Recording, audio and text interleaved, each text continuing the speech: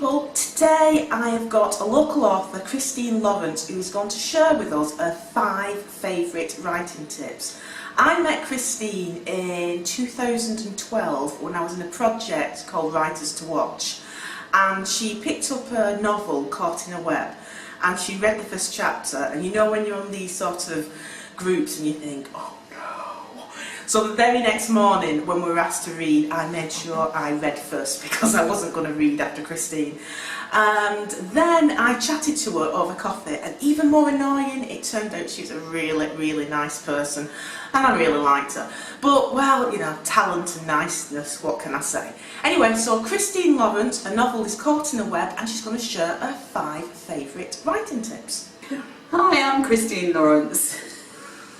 These are my 5 favourite writing tips. First one is, when you get stuck, cheat. I mean by that, get writing ideas from writers' journals, books. One of the first books I ever bought for writing was called Writing Down the Bones by Natalie Goldberg, and it's full of exercises. My favourite one is the first thoughts exercise, where you basically just give yourself a amount of time, 5 minutes, 10 minutes, whatever.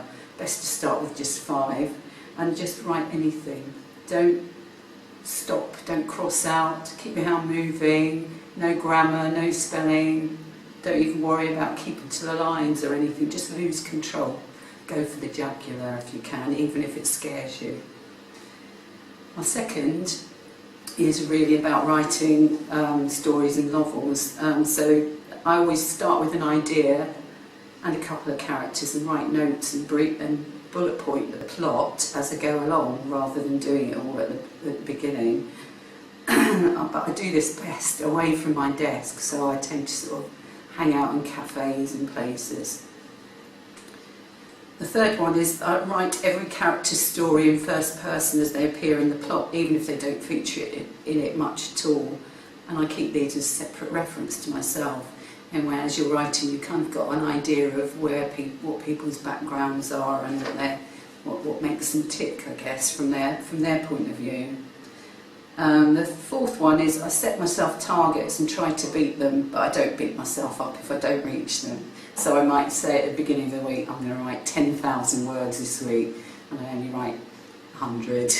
Well, I might beat myself up if I did that, but I do try to do as much as I can. The fifth one is I aim to write the whole thing, if it's a novel, without going back and doing rewrites until I've reached the conclusion, and then I start editing.